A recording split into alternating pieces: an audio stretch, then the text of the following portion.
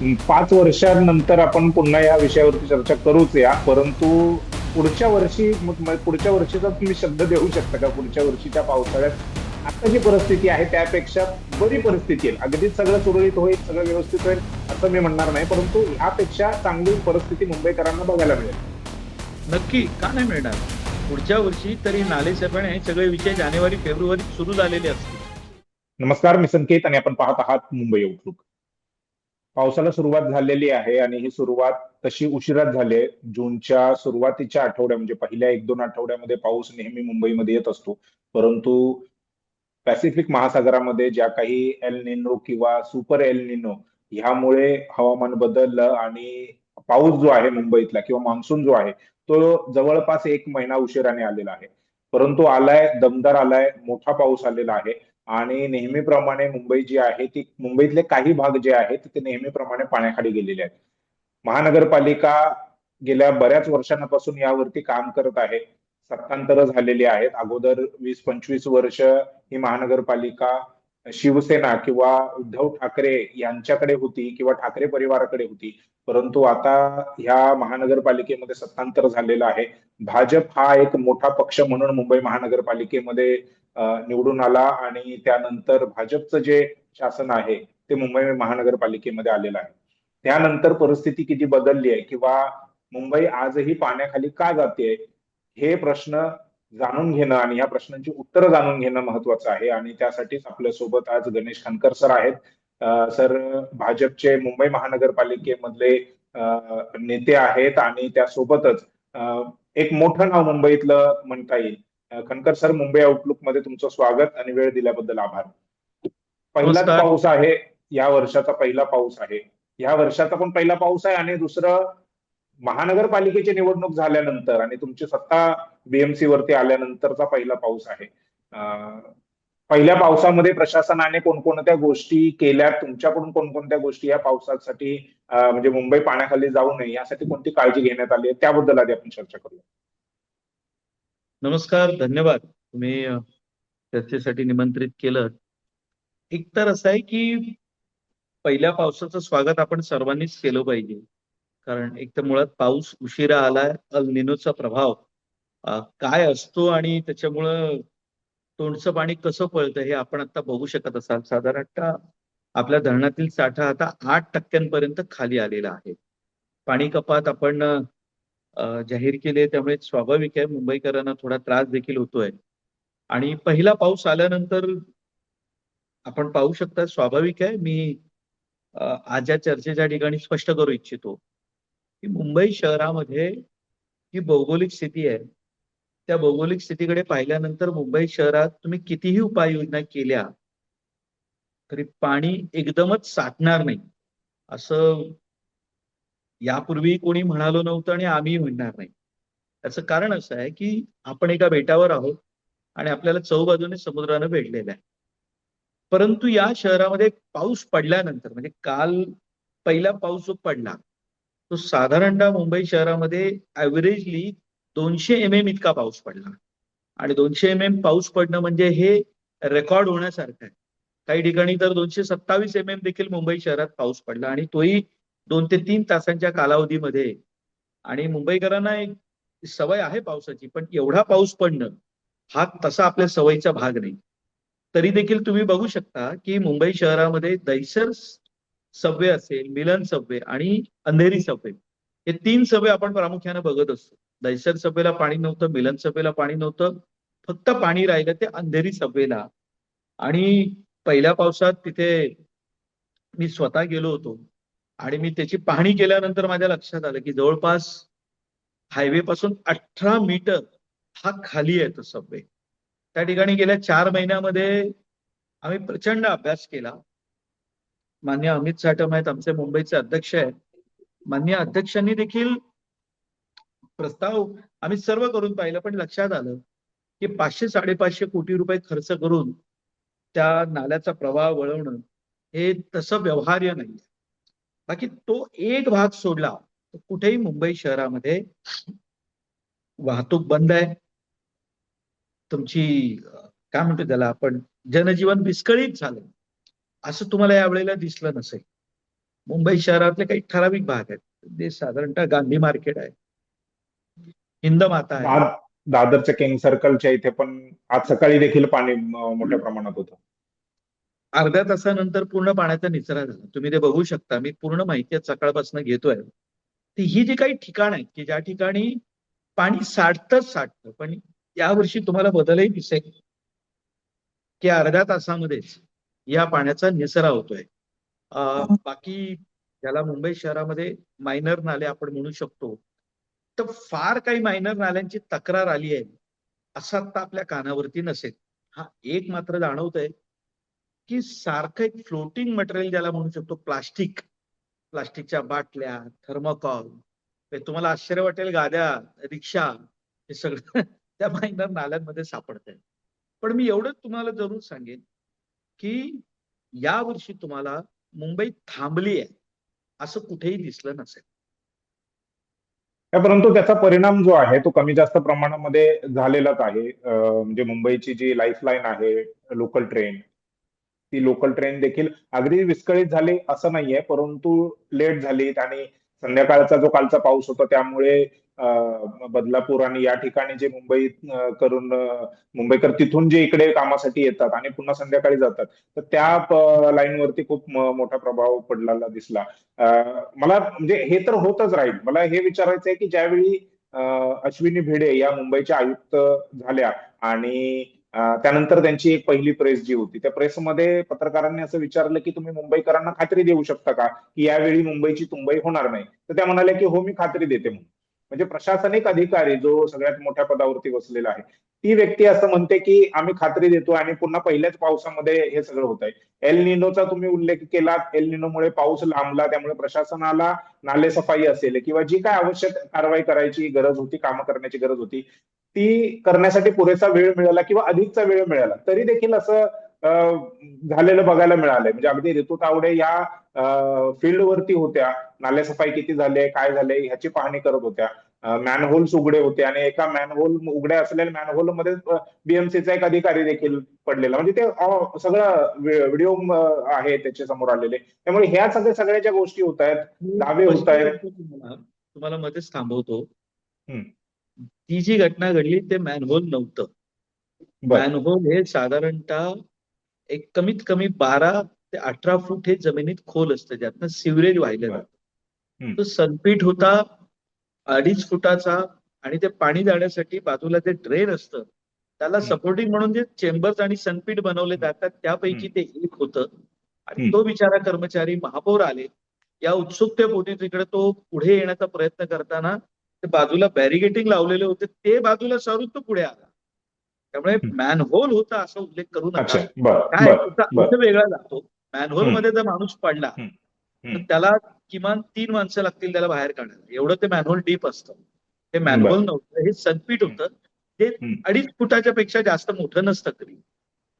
बर. नाही, परंतु हे अशा म्हणजे एका बाजूला आश्वासनं दिली गेली, खात्री दिली गेली आणि तरी देखील पहिल्याच पावसात असं होतंय. म्हणजे प्रशासन कमी पडतंय कुठे?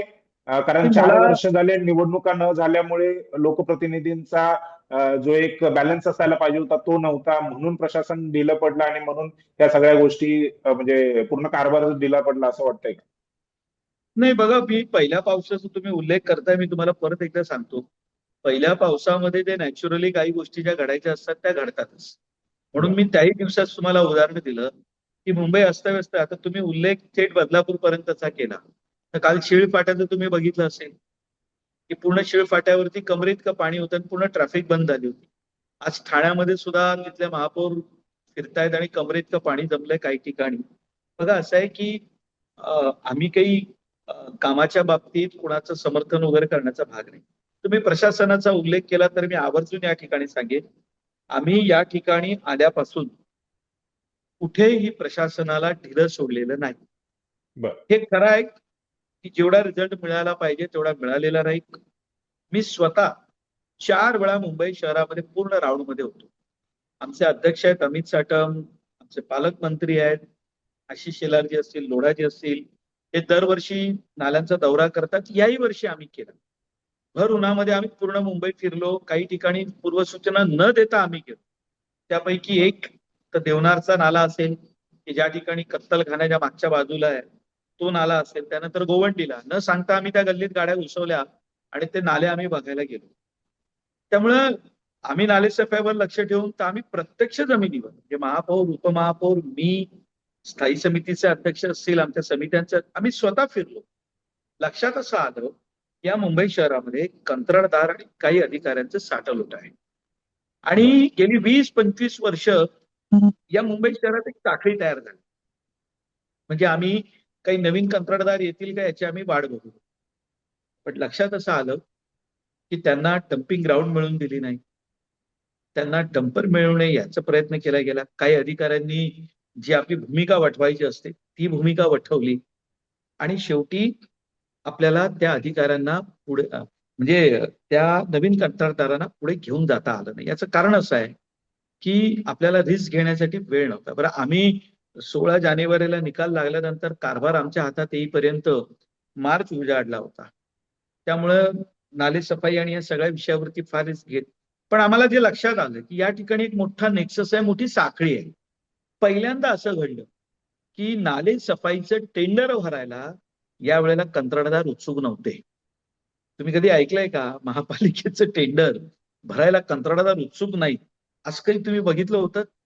मिठी नदीमध्ये 9,80,700 मेट्रिक टन आपण गाळ भेटतो. यावेळेला आम्ही सुरुवातीलाच सांगितलं की मुंबई शहरामध्ये गाळ काढण्याचे जे आकडे दिले जात होते फसवे आहेत आणि यावर्षी तुमच्या समोर ऍक्च्युअल आकडे येतील. आणि मग आता मुळात मला हसू येतं कधी कधी. विरोधकांना नाही सापडलं तर काय, मग 130% नालेसफाई झालीच कशी, 122% झालीच कशी? तर आम्ही ती करायला लावली. त्याचं कारण असं आहे की डेब्रिजच्या वरती तो गाळ आणि मग तो रस्त्यानं वाहतोय आणि मग त्याच बिलं फाडली जात आहेत. यावर्षी आम्ही थांबवण्याचा आटोकाट प्रयत्न केला. नाही झालं मी असं म्हणणार नाही, त्याचं कारण आम्हाला बऱ्याच गोष्टी आता कळतायत. पण आम्ही हे तोडण्याचा नक्की प्रयत्न केला. आम्हाला जाणवतंय ना त्याचा त्रास किती होतोय, यांची किती मोठी एक अर्थकारण आहे, त्यांना मदत करणारे काही अधिक या काही मूठभर अधिकारी जे खाली काम करतायत किंवा प्रशासनातले काही मूठभर अधिकारी असतील जे भूमिका करतायत, त्यांच्यामुळे याचा दोष सगळ्या प्रशासनावर येतोय. प्रशासन काम नाही करत आहे का? तर प्रशासन काम करताय. ते जर केलं नसतं तर मुंबईची दैना उडाली असती. काही अधिकारी खरोखर काम करत आहेत. आम्ही आमच्या सोबत अधिकाऱ्यांना ज्या पद्धतीने घेऊन फिरलो, त्यांनी जी माहिती दिली, म्हणजे तुम्हाला मी एकच सांगतो, कुर्ल्याला पूर्वेला आम्ही रेल्वे ट्रॅकच्या बाजूला होतो. आम्हाला रेल्वेच्या अधिकाऱ्यांनी शेवटी थांबवलं, म्हणाले आप इससे आगे मत जाइए, दिस इज ऍक्सिडेंट प्रोन एरिया, आप इसके आगे प्लीज मत जाइए. आम्हाला तिथेही जाऊन बघायची इच्छा होती. माझ्यासोबत काँग्रेसचे गटनेते आहेत, अशरफ आजमी होते, कुरेशी होते, एमआयएमचे, शिवसेनेचे नगरसेवक पाटणकर ताईवर, आम्ही सगळे त्या ठिकाणी होतो. ते आम्ही काही कुठेही कुचराई कमीपणा केला नाही. आम्ही त्याही ठिकाणी जायची इच्छा होती की जिथे रेल्वेचं काम सुरू आहे. त्या अधिकाऱ्याने आम्हाला थांबवलं की आप इससे आगे मत पडिए, हमारे लोग काम कर रहे वहां पर. त्यामुळे काही अधिकाऱ्यांच्या या काम करण्याच्या वृत्तीमुळे आपल्याला त्रास होतोय, ही वस्तुस्थिती आहे. ते तसे अधिकारी काय आयडेंटिफाय केलेत किंवा त्यांच्यावरती कारवाईची काय प्रक्रिया? नाही करणार ना. आम्ही कोणालाही सोडणार नाही. बघा, जेम पोर्टलच्या बाबतीत म्हणजे सुरुवातीला तर सगळी प्रक्रिया झाली, पूर्ण होती. आम्ही ती रद्द करून जेम पोर्टलवरनं खरेदी करायला भाग पाडलं आणि तुम्ही बघू शकता जवळपास 45 कोटी रुपये हे आपले वाचले. जेम पोर्टल हे सर्वांसाठी ओपन आहे, तेही तुम्हाला माहिती आहे. ते कोणाची मोनोपॉली चालत नाही, काही नाही, काही नाही, काही नाही. हे सरकारचं पोर्टल आहे आणि माननीय पंतप्रधान मोदीजींनी आल्यानंतर ते सुरू केलंय. त्यामध्ये स्टार्टअप असतील, काही तरुण उद्योजक ज्यांना संधी मिळत नाही, त्या सगळ्यांसाठी ते ओपन आहे. आणि बघू शकता की या वर्षी त्याची आम्ही सुरुवात केली, काम सुरू केलं आणि आता विद्यार्थ्यांना वस्तू मिळायला सुरुवात झालेली आहे. सुरुवातही झाली. आता त्यापूर्वी कधीच 27 वस्तू शाळेच्या पहिल्या दिवशी मिळाल्याचा कधीच इतिहास नाहीये. आम्ही आता त्या मिळायला सुरुवात केली आणि कदाचित या महिन्याच्या एक 15 तारखेपर्यंत सगळ्या शाळांमध्ये सगळ्या वस्तू पोहोचलेल्या असतील. पण यावर्षी मुंबई महापालिकेचे 45 कोटी रुपये वाचले त्या निमित्ताने, हे महत्वाचं आहे. बरं, एक शेवटचा प्रश्न. तुम्ही म्हणजे नालेसफाई किंवा ह्या ज्या गोष्टी आहेत, तुम्ही सांगितलं की मोठ्या प्रमाणामध्ये प्लास्टिकचा वापर जो होतोय त्यामुळे देखील ह्या समस्या होत आहेत. मुंबई पाण्याखाली जाते किंवा मुंबईमध्ये जागोजागी किंवा काही ठिकाणी मोजक्या ठिकाणी जे पाणी साचतंय त्याचं हे कारण आहे का की मुंबईमध्ये मोठ्या प्रमाणामध्ये कॉन्क्रिटीकरण झालेलं आहे? म्हणजे बिल्डिंग असतील, म्हणजे जिथे मैदानं होती तिथे देखील कन्स्ट्रक्शन सुरू आहे किंवा झालेलं आहे, बिल्डिंग बनलेल्या आहेत. म्हणजे ज्या ठिकाणी जमीन होती तिथे पाणी मुरत होतं, कॉन्क्रिटीकरण झाल्यामुळे ते पाणी आता रस्त्यावर येत आहे आणि त्यामुळे मग ही जी पाणी तुंबण्याची किंवा पाणी भरण्याची समस्या जी आहे ती वाढली. बघा, एक आपण ही गोष्ट कायम लक्षात ठेवली पाहिजे की आपण एका बेटावरती आहोत. जगामध्ये ऍम्स्टरडमचं मी सगळ्यात मोठं उदाहरण तुम्हाला देईन की ऍम्स्टरडम शहर हे समुद्र सपाटीपेक्षा खाली आहे 2 मीटर. तरी सुद्धा त्या ठिकाणी त्यांनी एक व्यवस्था, म्हणजे त्या ठिकाणी जमिनीत पाणी मुरण्याची व्यवस्था, अर्थात ही शहरं फार डेव्हलपमेंट पद्धतीने त्याचं आरेखन करून ही शहरं वसवलेली आहेत. आपल्या इथे म्हणजे काय म्हणू शकतो आपण, लोकशाही आहे, अति लोकशाही. कुणी कुठेही घर बांधतंय आणि मग ते घर तोडायला गेलं की मग तो धर्माच्या नावाने उभा राहतो, आणि या सगळ्या गोष्टी इथे हा काही आता विषय नाहीये. बघा, असं आहे की या शहराच्या मुळात भौगोलिक स्थितीचा विचार करता मी सभागृहामध्ये विषय मांडलेत, आपण बघितले असतील की नाही मला माहित नाही, आता सभागृह लाईव्ह आहे. पण एकदा तुम्ही बघा की मुंबई शहराची जी पाण्याची आजची जी गरज आहे त्यापैकी आपलं पाणी आपण 100, 150, 200 किलोमीटर लांबून मुंबई शहरात आणतो. त्यावेळेला पावसाचं पाणी हे आपण किती टक्के पाणी जमिनीमध्ये मुरवतो, किती टक्के पाणी आपण समुद्राला सोडतो, याचा आज गांभीर्याने विचार करण्याची गरज आहे. मी मागणी केली की गेल्या 10 वर्षामध्ये ज्या इमारतींना आपण ओसी दिली, ओसी देत असताना त्याचं रेन वॉटर हार्वेस्टिंग आणि तिथे बोरवेलचा वापर हे आपण कंपल्शन केलेलं आहे. ते खरोखर आता चालू आहे का ते पहिले चेक करा. मुळात ज्या सोसायटीना आपण पाणी देतो त्या सोसायट्यांना यापुढे भविष्यामध्ये 60 ते 70% पाणी आपण द्यावं. आणि लॉजिकली तुमचं फ्लशिंग असेल, तुमचं गार्डनिंग असेल, गाडी धुणं किंवा इतर जो वापर आहे हा पूर्णतः हा तुमचा रिसायकल वॉटर किंवा त्याला रिंग वेल म्हणू शकतो. अर्थात काही मतभेद आहेत आणि माझे यातलं स्पष्ट मत आहे, शक्य असेल तर रिंग वेल करावी, त्याच्या बाजूला रेन वॉटर हार्वेस्टिंग करून ते पाणी वापरा. कारण रिंग वेल म्हणजे विहीर हा जो प्रकार आहे हा तुमचा पाणी संचय करण्याचा प्रकार आहे. बोरवेल हे पाणी उपसण्याचा प्रकार आहे. हे आपण थांबवू शकतो जर आपण रेन वॉटर हार्वेस्टिंग सायंटिफिक पद्धतीनं केलं. म्हणजे तुमच्या शेवटी टेरेसवरती पाणी जे जमा होईल सोसायटीच्या आवारातलं ते तुम्हाला जमिनीत द्यायचं आणि तेच तुम्हाला वर्षभर वापरायचंय. हे जे पाणी समुद्राला जाण्याचं किंवा रस्त्यावर येण्याचं जे प्रमाण आहे हे तुम्ही 20% जरी कमी केलं ना तरी तुम्हाला या मुंबई शहरातलं चित्र बदललेलं दिसेल. 20%. आणि मुळात भविष्याचा विचार करता मुंबई शहरामध्ये पाण्याच्या बाबतीत आत्ता नियोजन करण्याची गरज आहे. यानंतर कदाचित उशीर झालेला असेल. आणि मी जे विषय मांडलेत सभागृहात ते आपण एकदा बघा. आणि मी सायंटिफिकली हे विषय मांडले. तुम्ही जो विषय मांडलात ना की मुंबई शहराचं प्लास्टिक, तर मी तर सभागृहात मागणीच केली की एखादी पिण्याच्या पाण्याची बाटली, आता मी एखाद्या कंपनीचं नाव घेतलं नाही, नाही तर म्हणाल तुम्ही ऍड करता, पाणी पिणं हे मी मान्य करतो आणि तुमच्या माहितीसाठी सांगतो. स्टँडिंग कमिटीमध्ये मी पहिल्या दिवशी सूचना केली की यापुढे एकही पिण्याच्या पाण्याची प्लास्टिकची बाटली इथे ठेवायची नाही. आम्हा सगळ्यांना काचेच्या ग्लासातनं पिण्याचं पाणी दिलं जातं. हे नाही तुमच्या परंतु माहिती. नाही नाही, हे तुमचा मुद्दा अगदी रास्त आहे, परंतु खनकर साहेब काय की बाटल्यांचा जो विषय आहे म्हणजे पिण्याच्या पाण्याच्या बाटल्याचा, तर पूर्वी असं होतं म्हणजे अगदी रेल्वे स्थानकांवरती पण रेल्वेचं पाणी असायचं, म्हणजे ते नळ असायचे आणि तिथून पाणी पिलं जायचं. आता ते सगळं बंद झालेलं आहे. मग आणि त्यामुळे मग लोकांना ह्या बाटल्या ज्या आहेत पिण्याच्या पाण्यासाठी त्या वापराव्या लागतात, मग त्या कुठे फेकून देतात, तो एक वेगळा भाग झाला. परंतु जर महानगरपालिकेने अशी व्यवस्था केली जागोजागी पाणी देण्याची, तर मग हे बाटल्या घेण्याचं जे प्रमाण आहे ते कमी होईलच ना. ते मी मान्य करतो. तर तुमची सूचना मी पूर्ण मान्य केली. त्याच्यावर वर्किंग सुद्धा करायला सांगितलंय की ज्या पाणपोया आहेत त्या पूर्वी दक्षिण मुंबईमध्येच जास्त होत्या. त्या होत्या, हा. 100-150 वर्षापूर्वी काही जणांनी ती आपली स्मृती राहावी आपल्या नावाची म्हणून त्या पाणपोया देण्याची एक परंपरा सुरू झाली होती.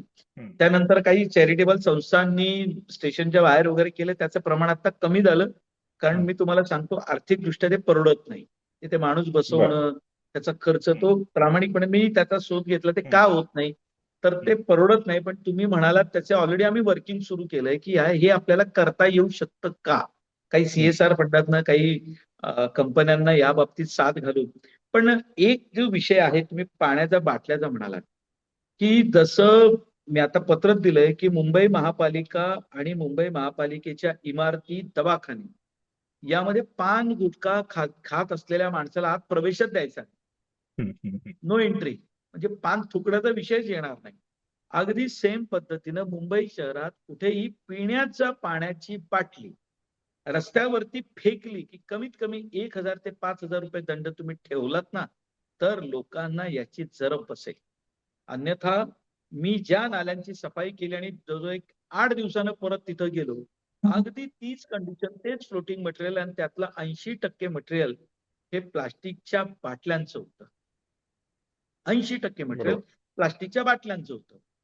आता यावर तुम्ही म्हणजे हे जर तुम्ही कारण अंधेरीला पहिल्या पावसात मी जेव्हा गेलो आणि तिथे मी अधिकाऱ्यांना एक दुसरा नाला बघितला आणि म्हटलं हे तुम्ही साफ का नाही केलं? हे ओपन करा. हम्म, आणि तुम्हाला आश्चर्य वाटेल, ते त्याने ओपन केल्यानंतर त्याने त्या पंजातनं त्या सगळ्या बाटल्यांचा कचरा बाहेर काढल्यानंतर जे पाणी सुरुवात झाली, मला आश्चर्य वाटलं. म्हटलं हे हम्म. जर 2 मिनिटात एवढं आहे, तर मग पाणी किती अडलं असेल? त्यामुळे बरोबर. याच्या बाबतीत तुम्हाला आज ना उद्या घ्यावी लागेल ही परिस्थिती आहे. तर आज का नाही घ्यायची आपण? ही हम्म, परिस्थिती आजच केली पाहिजे. बघा पावसाचं किमान 20% ते 25% पाणी हे तुम्ही जमिनीत मुरवण्याची जर का प्रक्रिया सुरू केली, तसं आता सीसी रोडवरती शोष खड्डे आपण सुरू केलेले आहेत. त्याची हम्म. आवश्यकता आहे. मोठमोठे जे कॉम्प्लेक्स आहेत, टॉवर्स आहेत, ज्या ठिकाणी बघा जेवढी इमारत उंच जाते तेवढा स्पेस आजूबाजूला जास्त अवेलेबल जास्त असतो. तर त्या ठिकाणी त्यांना प्रक्रिया करण्यासाठी ट्रीटेड वॉटरचं तर आता सुरू आहे. म्हणजे बघा आपल्याकडे युरोपमध्ये 3ऱ्या टप्प्याचं ट्रीटेड वॉटर हे प्यायला वापरलं जातं. आपल्याकडे अजून ती मानसिकता नाहीये.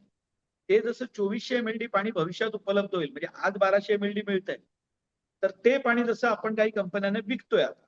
अगदी त्याच पद्धतीनं त्या ठिकाणी रिंगवेल करून ते पाणी तिथे मुरवणं, त्याच पाण्याचा पुनर्वापर एकत्र करून 30 ते 35% प्यायचं पाणी कमी करणं, रस्त्यावरती पाणी जाण्याचं जर प्रमाण कमी झालं तर स्वाभाविक आहे साहेब, या सगळ्याचा इफेक्ट ह्या तुमच्या तुम्ही जे मला प्रश्न विचारले त्याच्यावरती पडू शकतो. सिंपल म्हणजे त्या नाल्यामध्ये प्लास्टिकची बाटली जर नाही आली, तर आपण हम्म. भविष्यामध्ये त्याच्या कचऱ्याच्याच जागी जाळ्या बसून आपण हा कचरा अडवू शकतो. आणि सर्वात शेवटी सांगतो, गडबड कुठे आहे? तर साहेब नाल्याचं जे आपण जे टेंडर काढतो यामध्ये अट काय असते, की हम्म. पावसाळ्याच्या काळामध्ये 80%, पावसाळ्याच्या नंतर 10% आणि मधल्या काळामध्ये 10%.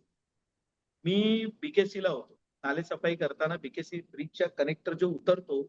बरोबर त्याच्या ऑपोजिट साईडला मिठी नदीच्या खाली गेलो.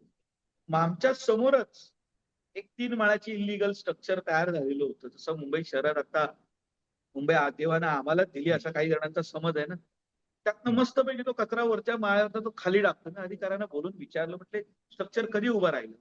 आपली प्रिन्स टॉवेलची भिंत झालेली आहे. ते स्ट्रक्चर उभं राहिलं, तो कचरा टाकतोय.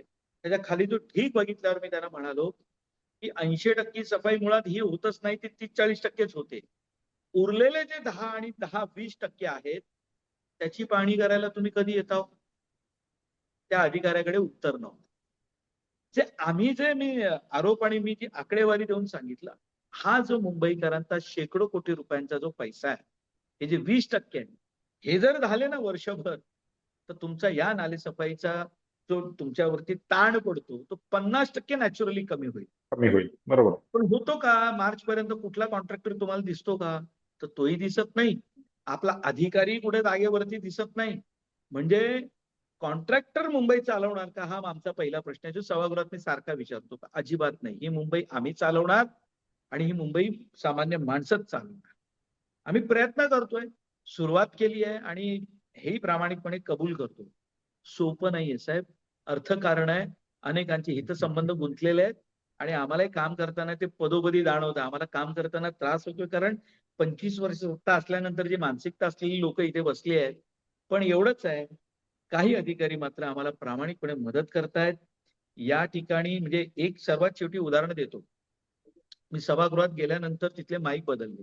आता फायनल स्टेजला आता पूर्ण सिस्टम बदलली. तिथे बसण्याची सिस्टम आहे.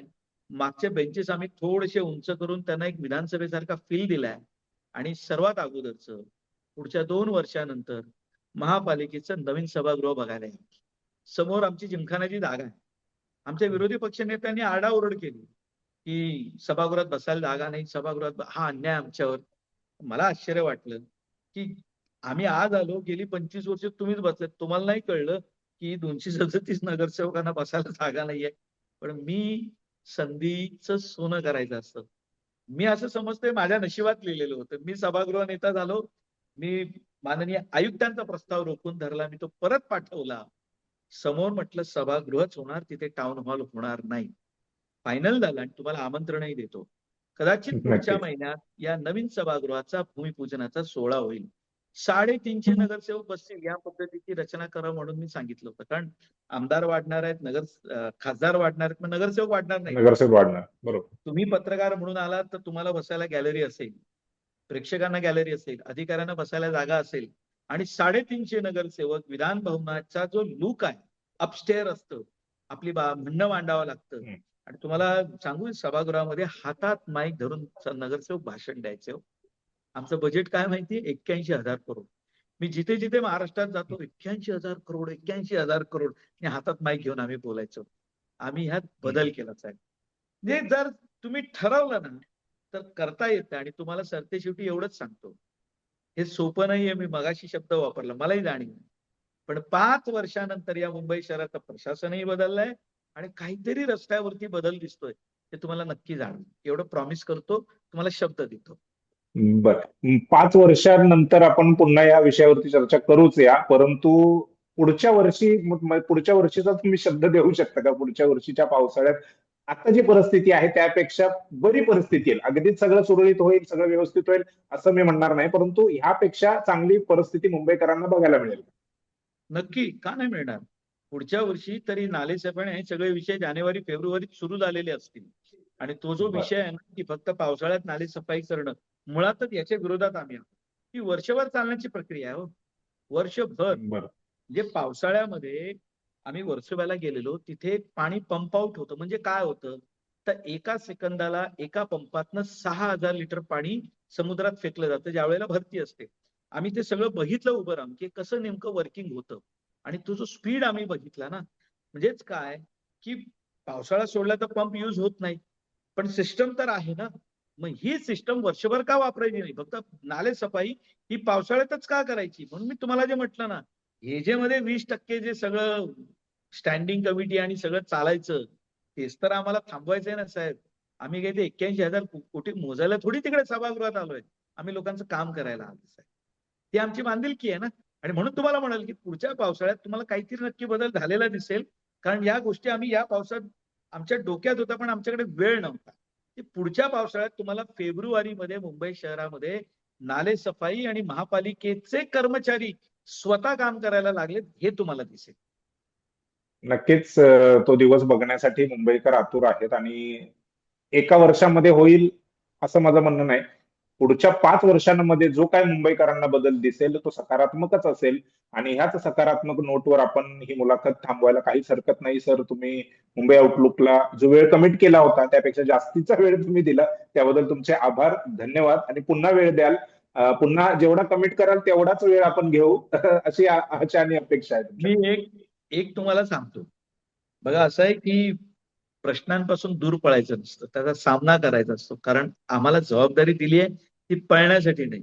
तर वी विल बरोबर. Face it. आम्ही सामना करू आणि तुम्हाला रिझल्ट पण देऊ. आणि तुम्ही जो वेळ म्हणताय तो थोडा जास्त मागितला तरी चालेल. कारण शेवटी आमच्या भावना तुम्हीच लोकांपर्यंत पोहोचवणार आहात. बरोबर. धन्यवाद सर. थँक्यू.